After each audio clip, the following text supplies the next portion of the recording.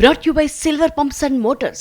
Top quality और consistent performance के लिए सिर्फ सिल्वर पंप्स नाम याद रखना। ఇక్కడ కూడా మా పార్టీ విధానంగానో మా ప్రభుత్వంలో ఉండే కొద్దిమంది వ్యక్తుల విధానంగానో దీన్ని మేము అమలు చేయలేదు.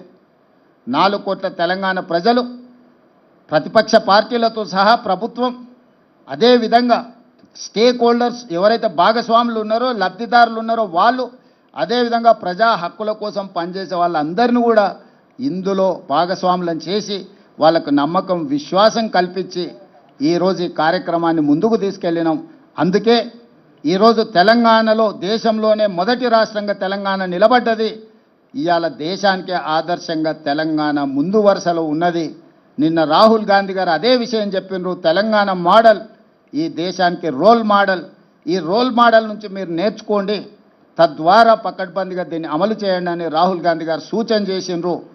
రాహుల్ గాంధీ గారిని ఈ పత్రికా సమావేశంలో అభినందిస్తూ అదేవిధంగా నరేంద్ర మోదీ. ఏ రాజు, ఎవరా అమ్మాయి? ఇది మ్యారేజ్ ఇన్విటేషన్ కాదు, నేను కొత్త బిజినెస్ స్టార్ట్ చేస్తున్నాను. కానీ ఎలా? బాస్ వాలా. బాస్ వాలా, బీ ద బాస్.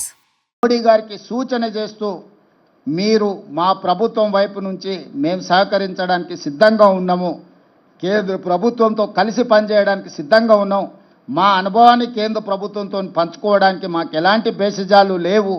రాజకీయ ప్రక్రియలో కానీ అధికారుల నిర్ణయాలలో కానీ అదేవిధంగా ఇప్పుడు జస్టిస్ సుదర్శన్ రెడ్డి, కంచె ఐలయ్య గారు, ప్రొఫెసర్ శాంతాసేన గారు ఇలాంటి మేధావులను కూడా ఈ నివేదిక ఇచ్చి ఏ రకంగా ఈ నివేదిక ద్వారా ఈ పేదలకు ఇందులో భాగస్వాములకు న్యాయం చేస్తామో కూడా ఒక ఎక్స్పర్ట్స్ కమిటీని కూడా వేసి వాళ్ళ నుంచి కూడా మేము అడ్వైస్ తీసుకుంటున్నాము.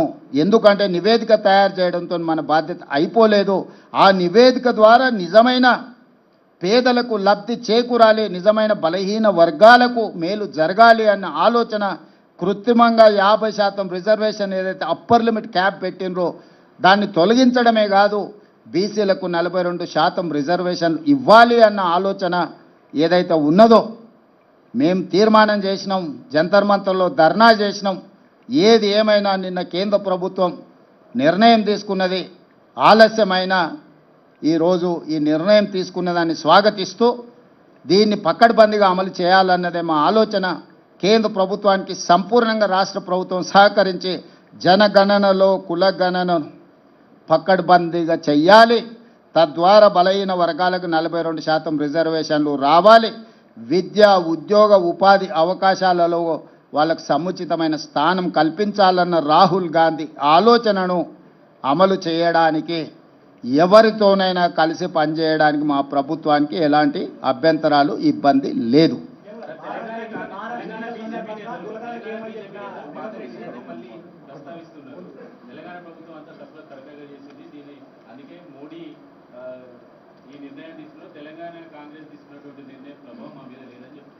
నేను వాళ్ళ మీద ప్రభావం ఉందా లేదా, రాజకీయపరమైన ఆరోపణలు ప్రత్యారోపణలు ఈ సందర్భంగా చేయదలుచుకోలేదు.